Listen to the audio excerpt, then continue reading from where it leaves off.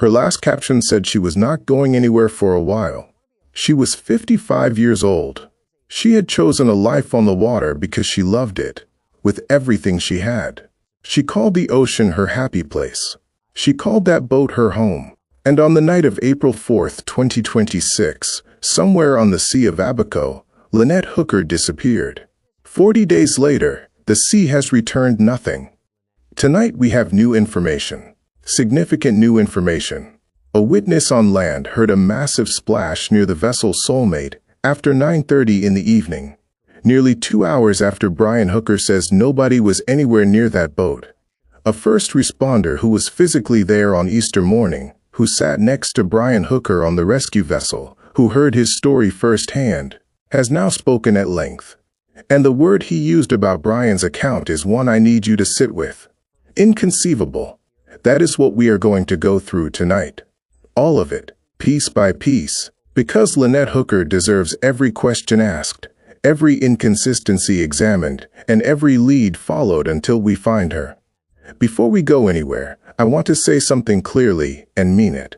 Brian Hooker has not been charged with any crime. He has denied wrongdoing, completely and consistently. His Michigan attorney has asked everyone watching to give him the benefit of the doubt. We carry that through everything we discuss tonight.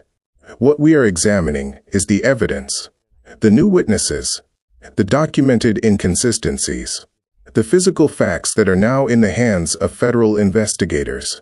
Those things are the story, and they deserve to be told with precision, with care, and with the full weight they carry. Because at the center of all of this is a woman named Linette Hooker, and she has not come home. That is why we are here. I want to spend real time here, because before we get into witness accounts and AIS timestamps and federal crime scene tape, I need you to know who we are talking about.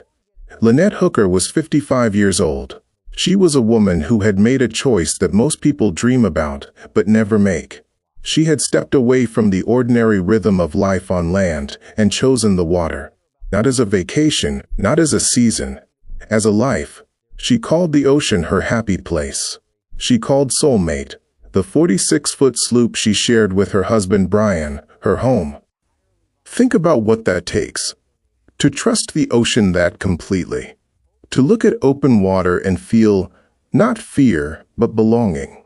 To pack your life into a vessel and sail it to the Bahamas and feel, genuinely, that you are exactly where you are supposed to be. That was Linette. She had a daughter named Carly Ellsworth, who Brian had been in her life since she was 3 years old. A mother and daughter with the kind of bond that leaves a shape in the air when one of them is gone. A shape you keep reaching for. She had a mother named Darlene Hamlet, who loved her the way mothers love daughters, completely, protectively, sometimes desperately. Who had watched her daughter choose this life. Who had tried, in those final days, to get her to come home. She was someone who documented her life with the specific joy of a person who knew they were living exactly the life they wanted. Her last Instagram caption said she was not going anywhere for a while. She should still be there. She is not. And Darlene Hamlet is in Michigan right now. Not sleeping, waking in the middle of the night, going to counseling, trying to find something to hold on to. She did everything she could. She told Linette not to go back. She was afraid of what was going to happen. She connected her with resources. She warned her, and now she is waiting. Carly Ellsworth posted a Mother's Day video on May 11th. She said it is pretty hard right now to know that her mother is not a text away anymore. It was Carly's birthday that same weekend, 29 years old. Her first birthday without her mother. Not one word from Brian Hooker. Not a call. Not a text, nothing. From a man who has been in her life since she was 3 years old. Brian has not been charged. His attorneys say he is innocent. But a man who says a terrible accident took his wife, the woman who was everything to him, does not go silent on her daughter and her mother. He does not go underground. He does not stop communicating. That is not grief. That is something else. And it is one of the things we are going to sit with tonight. Before I go further, I want to take a moment. If you found this video, If you are the kind of person who believes that a missing woman deserves careful, sourced, respectful coverage, then you are exactly who this channel is built for. Crime Dispatch is a small channel. We are building something here, and every single subscriber matters. If this story matters to you, subscribe right now. Hit the bell so you do not miss a single update on this case, and share this video with one person who is following this investigation. Linette Hooker has been missing for 40 days. The more people who know the details of this case, the more pressure there is on everyone involved to find the truth. Subscribe, share, and then stay with me, because what comes next is significant. I want to tell you about Jim Todd, because his position in this story matters enormously, and I need you to understand exactly who he is before you hear what he says. Jim Todd is a volunteer with Hopetown Volunteer Fire and Rescue, and I want to be clear about what that means. This is not a paid organization. There is no government salary. These are real people who live on Abaco, who show up when someone needs help. Entirely volunteer, entirely donation-based. People who launch before sunrise on Easter Sunday because a man says his wife is missing, and that is what you do. On April 5, 2026, at 5:12 in the morning, Hopetown Volunteer Fire and Rescue was notified. They launched immediately. They searched for 6 hours, based on the information Brian Hooker gave them about where Lynette went into the water and what she was wearing. Jim Todd was on that boat. He was there when they collected Brian Hooker from the shore of Marsh Harbor. He helped Brian get onto the rescue vessel. He sat next to him on the boat ride out to Soulmate. He was on the deck of that rescue vessel for the entire hour that Brian was below decks with a police officer. He saw everything. He heard everything. He has spent weeks thinking about what he saw and what he heard. And now he is talking. When Jim Todd speaks about Brian Hooker's story, he is not reading about it from the news. He was there firsthand on Easter morning, watching and listening and doing what trained rescue volunteers do, paying attention. That is who is about to tell you that Brian's account is inconceivable. Here is where I need you to really follow me. Because the geography of this, once you understand it, makes Brian's account of what happened after he washed up on that shore very difficult to explain. Brian says that after drifting across 4 miles of open water for 9 hours, he reached the shore of Marsh Harbor. He beached the dinghy, and then he tried to find help. He told Darlene, Lynette's mother, that he knocked on 2 doors. Nobody answered. He flagged down a car on a road and told the driver his wife was missing. The driver just left, and then he bushwhacked through thick scrub to eventually reach the Marsh Harbor boatyard and contact police. That is his account. Now let me tell you what Jim Todd knows about that specific stretch of shoreline. From where the dinghy was beached, 150 yards to the north, there is a boatyard, the Calcutta Boatyard. And Jim Todd says this boatyard is blazing with light at night. It is a landmark, something you can see from the water, something that Brian, who had been drifting in a dead dinghy for 9 hours, would have been watching get closer and closer for the last hour or more of that drift toward shore. 150 yards, blazing with light, the obvious destination. Brian went the other way. To the west of where that dinghy was found, Jim Todd says there is nothing but thick scrub bush. Dense, dark, and if you walk far enough, you eventually reach a small commercial building. No houses, no lights, no people at 4 in the morning. To the south, there is a community, Sweeting's Village. About 30 houses. Real Bahamian families who live there year-round. But between the dinghy and Sweeting's Village, there are water inlets. Small channels you would have to cross in pitch black, with nothing drawing you in that direction. Jim Todd says reaching Sweeting's Village on foot from where that dinghy landed at 4 in the morning in complete darkness was virtually impossible. So Brian says he went south or west through difficult terrain, knocked on 2 doors, flagged down a car, when a blazing lit boatyard sat 150 yards to the north. Jim Todd puts it this way. He says it is like someone telling you they need to go one direction, but deciding to go the opposite way for 13,000 miles to end up at the same place. If you have just spent 9 hours at sea in a dead dinghy, and you wash up on a beach and you can see a lit boatyard 150 yards away, you walk toward it. You do not go into dark jungle. You just do not. Now, the 2 doors. Brian says he got to Sweeting's village somehow and knocked on 2 doors. Nobody answered. 2 doors in a community of 30 houses. Real people who live there every night of the year. Jim Todd says if someone knocked on those doors at 4 in the morning saying his wife was missing, they would have answered. This is a small, tight-knit Bahamian community. You open the door. You call the police. You help. That is how it works there. 2 doors. Nobody answered. And then the car. Brian says he made it to a road, flagged down a vehicle, told the driver his wife was missing, and the driver just drove away. Jim Todd says the probability of a car being on that road at 4 in the morning on Easter Sunday is essentially 0. These are not busy streets at that hour, on that morning. And even if a car somehow appeared, the idea that a driver would hear a man saying his wife is missing and simply drive off is, in Jim Todd's word, impossible. You stop. You roll down the window. You call someone. At minimum, people in the Abacos help. That is their community. Jim Todd adds something that I think is worth sitting with. He says if someone had driven off from a man in distress on the side of the road that night, that person almost certainly knows this story by now. It is all over the news, and they have not come forward because Jim Todd does not think they exist. And then, after all of that, the 2 unanswered doors and the car that drove away, Brian goes back through the bush and makes it to the boatyard. The same boatyard that was 150 yards from where he started. This is a small detail, but I keep coming back to it.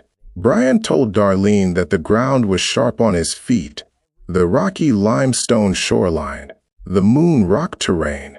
He described it as difficult to walk on. When Hopetown Fire and Rescue arrived at the shore of Marsh Harbor that Easter morning and collected Brian Hooker, he was wearing slides. Not barefoot, not injured. Slides, the kind of footwear you wear on a warm weather boat. Closed-back sandals. He said the ground was sharp on his feet. He was wearing slides. Jim Todd says the slides would have made that rocky shoreline entirely manageable. You keep them on. You walk 150 yards north along the shore to the boatyard. You do not go through dark bush. I am not going to tell you that proves anything on its own. Brian has not been charged. His attorneys say he is innocent. But sharp ground and slides, sitting next to each other in the same account, that is worth noting. And I believe investigators have noted it. Now I want to talk about the AIS, the Automatic Identification System, because this is where the investigation becomes federal. This is where electronic evidence enters the picture. And this is where the story gets very hard to explain away. The AIS on Soulmate, the tracking system that broadcasts a vessel's position to anyone monitoring marine traffic, went offline at 9:29 in the evening on April 4th, 9:29 p.m. It came back on at 8:34 in the morning on April 5th. 11 hours. Jim Todd knows that 8:34 timestamp is accurate because he was there. He and Brian left Marsh Harbor at around 7:25 in the morning. A short boat ride to Soulmate. They were tied up alongside at around 7:45. Brian got up on the deck, went to the back of the boat, spent less than a minute near the aft hatch. Investigators believe he was retrieving a hidden key to enter his own vessel. Then he and a police officer went below. They were down there for approximately an hour. Jim Todd was sitting on the rescue vessel the entire time. And at 8:34 in the morning, while Brian was below deck with access to all of his controls, the AIS came back on. Now think about what that means for the other end of that window. 9:29 p.m. the night before. Brian says he and Lynette left the Abaco Inn at around 7:30.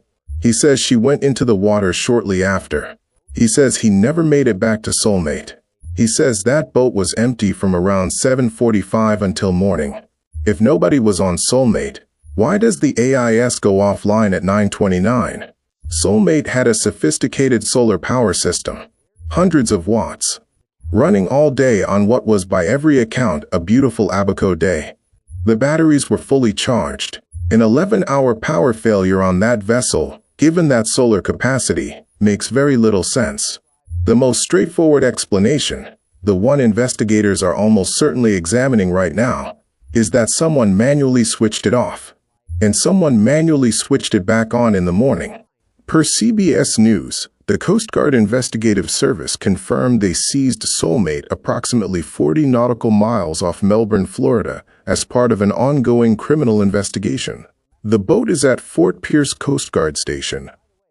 Crime scene tape is up. Agents have been boarding and departing. Evidence bags are sealed. Every system, every surface, every log, every electronic record. It is in federal hands right now. Jim Todd said when he first heard that 9:29 timestamp, his reaction was one word: shocking. I have to agree with him. The flare situation has bothered me since the beginning of this investigation. And tonight, we have an answer. We have known for some time that witnesses reported seeing a flare at around 8 o'clock in the evening of April 4th. A group of people together, on land, in a location close to Soulmate's anchorage. Multiple people, same location, who say they saw it. The question has always been, if a flare went up into the night sky over the Sea of Abaco on Easter weekend, why did more people not report it? Flares are designed to be seen. They light up the dark sky. They are bright. They linger overhead. That is the entire purpose of a distress signal. Everyone within visual range should see it. But only a small group reported it. Now we know why. The flare did not go up. It went sideways. According to sources with knowledge of what those witnesses reported to investigators, the flare was fired horizontally along the surface of the water, not upward into the sky the way a proper distress signal is designed to work. That explains it. A flare skimming laterally across the water is visible to people who are close and at exactly the right angle, but it does not light up the sky. It does not linger overhead for everyone up and down that coastline to see. But here is where this becomes complicated for Brian's story. Brian says he fired flares from the dinghy out in the open water, 1,000 yards from Soulmate, trying to get help. A man in a disabled dinghy fires a flare upward into the sky, because that is what you do. That is the purpose of a distress flare. You fire it up. You light the sky. You get seen. The witnesses say the flare came from the direction of Soulmate, not from where the dinghy supposedly was, and it went horizontally across the water. Those two things do not match the same story. And then there is the count. Brian told Darlene he fired 2 flares. He said he used both of them. Sources close to the investigation say only one was fired. There was still a flare in the gun when everything was recovered. He told his own mother-in-law he fired 2. The physical evidence says 1. That is a direct contradiction between what Brian told someone close to him and what the physical evidence shows. Brian has not been charged. His attorneys say he is innocent. But these are not small things. This is the most significant new development we have tonight, and I want to give it the space it deserves. There is a witness on land, in a position close enough to Soulmate's anchor position in Aunt Pat's Bay to hear clearly what was happening near that boat. After 9:30 in the evening on April 4th, this witness heard a massive splash coming from the direction of Soulmate. Let me explain exactly why the timing matters so much. Brian's story requires Soulmate to have been completely unoccupied from around 7:30 in the evening until morning. Nobody on board. Nothing happening near it. Just a boat sitting on its anchor while Brian was supposedly drifting 4 miles to the west. A massive splash from the direction of Soulmate after 9:30, nearly 2 hours after he says they were already far away in the dinghy and never came back. Where does that fit in Brian's account? It does not. There is no version of his story that accounts for a massive splash near that boat at that hour. The witness described the conditions. Earlier in the evening, there had been more ambient noise, the general sounds of Easter weekend on the water, island life, boats moving. But by after 9:30, things had quieted down. The holiday energy had settled, and in that relative quiet, this splash was unmistakable. Massive, loud, distinctive, the kind of sound that registers. The kind you notice and remember because it does not belong there. And this is actually two separate witnesses. Two people in the same group, same area, same night. One of them saw the flare. A different person heard the splash. And both of them have been in contact with authorities. This information is in the hands of investigators right now. A flare from the direction of Soulmate, fired horizontally at around 8 o'clock in the evening. A massive splash from the direction of Soulmate after 9:30 at night. Two events, two witnesses. At a boat Brian says was empty. I have asked myself what explanation exists for those two things inside Brian's version of events. I cannot find one. Jim Todd observed something else that morning on the rescue vessel that I think is important. As they were heading out from Marsh Harbor to Soulmate, Jim Todd was doing what any good rescuer does. He was asking Brian questions, trying to pin down exactly where Lynette went into the water so they could focus the search. He was pointing at landmarks, asking Brian to be specific. Brian kept saying he was just so confused. He did not know exactly where. He could not say. Jim Todd had recently learned about how people behave when they are not being fully truthful. The pattern is this. People who have rehearsed a story can be very fluent and detailed about the parts they planned. But if you ask them something adjacent to the story, something they did not think through, they get stuck. They say they do not know. They say they are confused. When Jim Todd tried to get Brian to be specific about where Lynette went overboard, Brian was confused. If your wife went into the water right in front of you, you know where it happened. You remember the landmark you were next to, the direction you were facing, the approximate distance from shore. That location would be burned into your memory. You would not be confused about it. But Brian was confused. There is another inconsistency Jim Todd noted. Brian told some people that Lynette was swimming toward shore after she went overboard. He told others she was swimming toward Soulmate. Those are opposite directions. Shore is one way. Soulmate is the other. If you watched your wife go into the water and saw her swimming, you know which way she was going. You do not mix those up, unless you were not actually watching her swim in any direction. And Brian told Jim Todd that during those 9 hours he drifted, he reached the northern tip of Lubber's Quarters. He said he anchored there for about an hour. He fired a flare. And then he said he tried to paddle to that northern tip to find a house, was unable to make land, and eventually drifted west to Marsh Harbor. Jim Todd knows Lubber's Quarters. And here is what he knows about the northern tip. It is extremely shallow.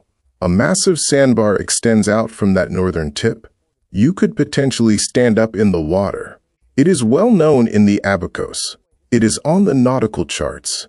Any experienced sailor navigating those waters would have to know about that shoal, especially with a vessel that draws 5 feet like Soulmate. Brian knew the Abacos. He had been navigating that area. He would have known that shoal. And Jim Todd makes one more observation. On the northwest tip of Lubber's Quarters, there are 2 small beaches. Sandy, sheltered on the leeward side, accessible by dinghy, remote, not trafficked by tourists. If you were in a small dinghy at night and you knew those beaches from previous visits, and you needed to reach shore somewhere quiet and out of the way, those beaches are exactly the kind of place you might think of. I am not saying that is what happened. Brian has not been charged. But it is a detail that investigators are aware of. And it sits in an interesting place inside the broader picture of what that night might have looked like. Let me put everything together. because Jim Todd has mathematical training. And he said something I want to pass on directly. He said, statistically, to believe Brian's story, you have to believe this thing and this thing and this thing and this thing. And when you multiply the probability of each one being true, the number gets very small very fast. Here they are. Brian said he fired 2 flares. Sources say one was fired. Brian said the ground was sharp on his feet. He was wearing slides. Brian said 2 boats passed him, and nobody stopped. Brian also said there were no boaters, because it was a holiday weekend. Those 2 things cannot both be true. Brian said Lynette was swimming toward shore in one version, swimming towards Soulmate in another, opposite directions. Brian said he called out to her, and she never responded in one version. He said he heard her call back, but could not make out the words in another. Brian said the seas were 2 to 4 feet, with 18 to 22 knot winds. On a recorded phone call, he said it was basically just a little blow. Multiple witnesses and video footage from that exact area at that exact time show conditions that were calm and flat. He said the ground was too difficult to navigate despite wearing slides, when the boatyard was 150 yards up the shore with lights blazing. He knocked on 2 doors in a 30-home community and nobody answered. He flagged down a car at 4 in the morning on Easter Sunday, and the driver left him there. Each one of those things, on its own, maybe you find an explanation, but all of them together, in the same story, told by the same man. That is what Jim Todd is describing when he says the probability approaches 0. Per CBS News, confirmed directly by the Coast Guard, CGIS seized Soulmate approximately 40 nautical miles off Melbourne, Florida, as part of an ongoing criminal investigation into Linette Hooker's disappearance. The boat is at Fort Pierce Coast Guard Station. Crime scene tape is up around it. Agents have been going on and off that vessel. Evidence bags are sealed. Federal investigators are actively conducting interviews with potential witnesses, including the witnesses who reported the flare and the splash. That information is being processed right now. There is something important to understand about how federal investigators work. They do not grab someone and then build the case. They build the case first. They front-load the evidence. And when they move, they are ready. Federal conviction rates run above 95% because by the time they charge someone, the case is built. The crime scene tape around Soulmate tells you something. Federal agents do not tape off a boat because they believe the crime happened somewhere else. They tape it because they believe that boat is where something happened. Per Newsweek, the Bahamian authorities have confirmed Brian remains a suspect in Lynette's disappearance. No charges have been filed. The CGIS criminal investigation is separate from and parallel to the Bahamian probe. Both are active, both are moving. The other half of all of this, the half that matters most, is finding Lynette. Bringing her home, that is what Darlene needs. That is what Carly needs. The Sea of Abaco has returned nothing, and everyone who knows those waters says the same thing. That sea gives things back. It is 15 feet deep at its deepest, clear as glass, thoroughly searched from the air, from the surface, from below. Nothing connected to Lynette has surfaced. If she went into the water under the circumstances Brian described, something should have come back. It has not. The search on the ground continues. Multiple locations, all of them accessible from Aunt Pat's Bay by dinghy. All of them known to Brian and Lynette. Tahiti Beach on the Atlantic side of Elbow Cay. They were there the same day. He knew the terrain. The mangrove area near the northern end of Elbow Cay, before Hopetown Harbor. Jim Todd notes that cadaver dogs can detect decomposition in water bodies from up to 30 feet through the water surface. The oils from decomposition rise. A trained dog can find it even in a mangrove. Those areas are searchable in a way that open water is not. The western shore of Lubber's Quarters. Sheltered, remote. Those 2 small beaches that are visible on any nautical chart. A volunteer named Nathan has been walking that shoreline on camera. He is not finished. He is going back. Jim Todd adds something for anyone who is out there searching. If a body has been placed in sand, as decomposition occurs, the ground above it settles. It droops slightly, creates a small indentation, a concavity that does not match the surrounding terrain. That is what to look for. And brush that looks like it has been deliberately piled on one specific spot. Not scattered naturally. Stacked on purpose. If you are out there, keep going. Darlene Hamlet said something I need you to hear. She said the last time she saw Lynette, she told her not to go back. She told her not to go back to Brian. She was afraid of what was going to happen. She did everything she could. She tried. She warned her. She loved her daughter, with everything a mother has. And now she is waiting.